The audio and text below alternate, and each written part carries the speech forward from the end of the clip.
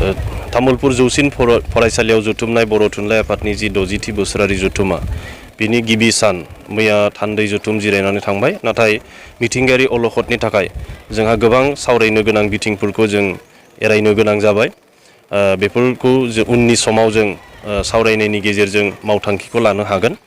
आरो दिनै नैथि सान आरो नैथि साननि जि हाबाफारि गिबियावनो बर' थुनलाइ आफादनि फिरफिला बिरहोनाय बे जानानै थांबाय। बर' थुनलाइ आफादनि आफादगिरि मानाव तरेन बर' सार बिथाङा बेखेवनानै फिरफिलाखौ बिरहोबाय। बिनि उनाव मुंख्लंफोरनिसिम मान बावनाय बेखौ डक्टर दिननाथ बसुमतारी जोंनि लेङाइ आफादगिरि बिथाङा बेखेवजेनबाय। बिनि उनाव बर' थुनलाइ आफादनि रुंसारि गेदेमा थुनलाइगिरि आरो बिबानगिरि बिथांमोननि जिउमानिसिम मान बावनाय बिबार बावनाय बे हाबाफारिखौ सासेबाव लेङाइ आफादगिरि सीताराम बसुमतारी बिथाङा बेखेवनानै होलांबाय। दा बेनि उनावनो जोंनि बर' थुनलाइ आफादनि जि थाखानाय बान्थाफोर बे फोसावनाय बान्थाफोरखौ दिनै जों गथायनानै होगोन। आरो लोगोसे बर' बिजोङाव फरायनानै जाफुंसार जानो हानाय फरायसाफोरनि बान्था दं, थुलुंगायारि बान्था, बेफोरखौबो जों दिनै होगोन। आरो बिनि उनावनो गेवलां मेल, मिथिंगायारि अलखदनि थाखाय जों जेरैबायदि सानदोंमोन बे रोखोमै जोङो गेवलां मेलखौ मेहेर गोनाङै हयथ' खुंनो हानाय नङा। अब्लाबो जों जिखिनि थान्दै आरो बे ओनसोलनि रायजो राजाफोर दं बिथांमोनखौ लानानैनो जोङो बे गेवलां मेलखौ खुंलांसिगोन। दा बे बिथिङाव तामुलपुर ओनसोलनि रायजो राजाफोरनि जि मदद आरो बानजाय आफादनि जि नारा नाथा जुजिनाय मिथिंगायारि अलखदनि समावबो बिनि थाखाय जोङो बर' थुनलाइ आफादा तामुलपुर ओनसोलनि गासै रायजो राजाफोरनिसिम आरो बानजाय आफादनिसिम रोजा रोजा साबायखर जासियो। जोङो गिबियावनो जोङो जोंनि थाखानाय हाबाफारिखौ मावफुंनायनि अनगायैबो फैबाय थानाय समाव जाहाथे जोङो बर' बिजोंनि जेंनाफोरखौ थाबैनो सुस्रांनो हायो बेनि थाखाय जों सावरायगोन। आरो मैया थान्दै जथुमाव दुलाराय बर' फरायसा आफादनि आफादगिरि बिथांनि दैदेननायाव गोबां दैदेनगिरिफोर बाहागो लादोंमोन। आंहा बर' फरायसा आफादनि आफादगिरिजों सावरायनाय जादों जे बिसायख'थिनि जि रिजाल्ट बेफोर ओंखारनायनि उनाव जेब्ला जों मोनसे गोजोन थासारि बा दिदोमै सावरायनायनि मोनसे परिबेस मोनगोन, बे जों खम समनि गेजेरावनो बर' थुनलाइ आफाद, दुलाराय बर' फरायसा आफाद आरो बर'नि माहारियारि आफादफोरनि गेजेराव जों मोनसे जर'खा सावरायनायजों जथुमगोन। आरो बे जर'खा सावरायनायनि गेजेरजों बर'नि माखासे जायफोर माहारियारि जोंनि जेंनाफोर जेरै रावनि, सोलोंथाइनि, बर' बिजोंनि आरो गुबुन गुबुन माहारियारि बिथिङारि जेंनाफोर दं बेफोरनि बागै जों सावरायगोन। आरो बिनि उनावनो जोङो सरकारजोंबो जों सावरायगोन। आरो बे सरकारजों मावख'आरि सावरायनायनि गेजेरजों जोङो बेफोर जेंनाखौ सुस्रांनायनि थाखाय बर' थुनलाइ आफादा मावफारि लागोन। बे बर' रावखौ बर'फोरनि गेजेरावनो लाखियालासिनो गुबुन रावारि मानसिफोराबो बेखौ सोलोंनो हानाय बायदियै जोङो मोनसे गिदिर मावथांखि लादों। बेखौ थांनाय बोसोरनि खैराबारि जथुमावनो जों बेखेवदों जे एस्क'सिस मुंनि मोनसे सफ्टवेयार डिजाइन खालामग्रा कम्पेनिजों बर' थुनलाइ आफादा रादायखादों। आरो बे बोसोरनैयाव जोङो मोनसे सफ्टवेयार जों डेभेलप खालामनो नागिरदों जेराव बर' आरो इंराजि, बर' आरो असमिया रावजों जों जि राव रायज्लायनाय कनभारजेसन बेफोरखौ जोङो आबुङै रेकर्डिं खालामनायनि उनावहाय जों बेखौ डिजिटेल मुलुगाव हगारनानै होसिगोन। जे देश बिदेशनि मानसिफ्राबो अब्ला बर' रावखौ जायफोरा इंराजि रोङो आरो जायफोरा असमियाखौ रोङो बिसोरो बर' रावखौ सोलोंनो हासिगोन। आरो बर'फ्राबो गावनि बिमा रावनि दारैनो इंराजि आरो असमियाखौबो सोलोंनायनि खाबुखौ मोनगोन। नाथाय बे हाबाफारिखौ जाफुंहोनो थाखाय जोंनो एसे सम नांबावगोन। थांनाय बोसोरसे लकडाउननि थाखाय बे खामानिनि प्रिपारेसना थाबथादों। दा फैबाय थानाय बे बोसोरसे एबा बोसोरसे खावसे समनि गेजेरावनो जों बे प्रजेक्टखौ आबुं महर होनो थाखाय बर' थुनलाइ आफादा नाजागोन। आरो बे समावनो जोङो सरकारखौबो खावलायनो नागिरो जिहेतु आसाम सरकारा बर' रावखौ आसामनि एस'सियेट अफिसियेल लेंगुवेज हिसाबै फोसावबाय। दा फोसावनायाल' थाबथायालासिनो बेखौ थार ओंथियाव बाहायनांगौब्ला बेनि थाखाय आसाम सरकारनि मोनफ्रोमबो डिपार्टमेन्टआव जोङो बर' लेंगुवेज अफिसार एपइन्टमेन्ट होनांगोन।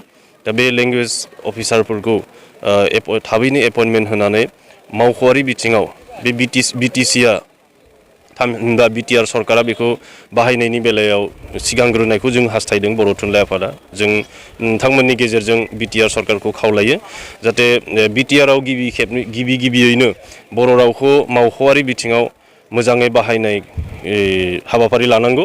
आरो बिनि उनाव रायजो सरकारा बेखौ बाहायनायनि थाखाय जोङो खावलायगोन आरो आसा खालामदों बिटिआर सरकार आरो आसाम सरकारा बर' रावखौ आबुङै मावख'आरि राव महरै गुबुन गुबुन राव हारिनि गेजेरावबो बेखौ फोसावनायनि बिथिङाव जों बर' थुनलाइ आफादखौ मदद होगोन आरो जोंनि जि दाबिनाय बेखौ बिथांमोना मावफुंगोन।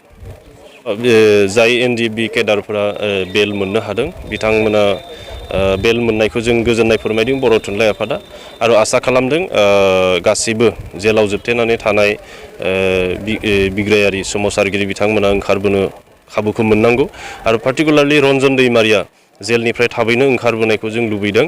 मानो होनोब्ला बिथाङा मोनसे समनि हाथियार लानानै सोमावसारग्रा बिग्रायारि मोनब्लाबो बिथाङा हाथियारखौ सरकारनो गथायखाबाय आरो बिनिख्रुइबो देरसिन पइन्टआ जाहैबाय बिथाङा सासे सिगनेटरिस बर' पिस एकर्डनि थामथि जि गोरोबथा बिनि सासे मेन सिगनेटरि दा सिगनेटरि हिसाबैनो बिथाङा एमनिस्टिखौ मोननांगौ आरो बिथाङा बर' समाजाव थाफैनो मोननाय खाबुखौ लानांगौ बिथांनो होनांगौ अब्लासो बिथांनि जायफोर फल'वार्सफोर दङ बिथांमोना हयतो मोनसे मेन स्ट्रिमाव बर' थाबाय थानायनि खाबुखौ मोनगोन।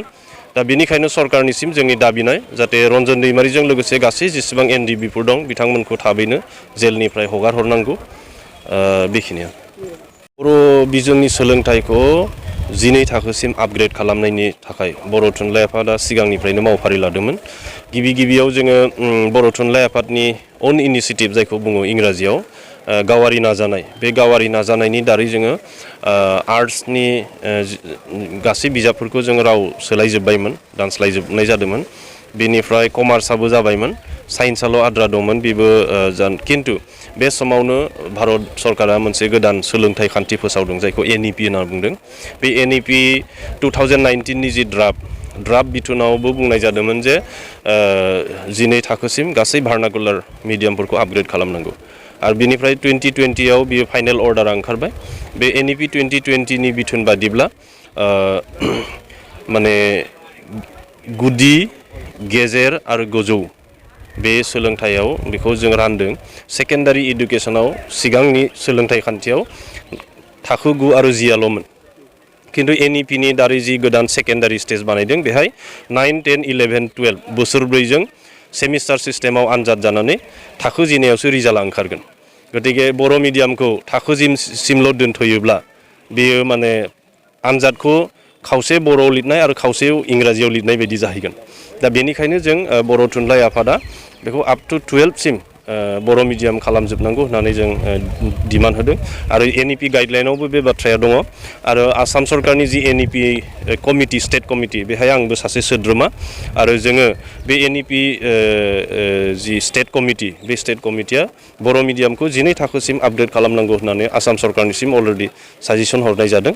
बेखौ आसाम सरकारा मावफुंनायनि राहा लाब्लानो अट'मेटिकेलि बर' मिडियामा 12 थाखोसिम बे थांगोन आरो गासै साबजेक्टफोरा अबाव सोलायजोबगोन। बेनिखायनो राव सोलायनायखौ जों दोनथ'नाय जादों। मानो होनोब्ला साबजेक्टनि एमालगेमेसन जागोन। साइन्स आर्ट्स कमार्स होनाय आलादा आलादा माने स्ट्रिम थानाय नङा। बेनिखायनो जेरैहाय सिगाङाव जारिमिन दङमोन भुमखौरां दङमोन नोगोर आरो रां बिगियान होननाय मोनसे आयदा दंमोन। बे मोनथाम साबजेक्टखौ गलाय मोन्देर खालामनानै ससियेल साइन्स बानायदों। बेबायदिनो हयथ' दानि गोबां साबजेक्टफोरखौनो आर्ट्स कमार्स आरो साइन्स बिदि गलाय मोन्देर खालामनानै सोलाय सोल' खालामनाय जागोन। मुथथे टटेल सिलेबासा चेन्ज जागोन आरो बे सिलेबासा चेन्ज जानायजोंनो 12 थाखोसिम आपग्रेड खालामनाय जागोन आरो फैबाय थानाय बे बोसोरसेनि गेजेरावनो बे खामानिया जाफुंगोन होननानै जों मिजिंथिदों।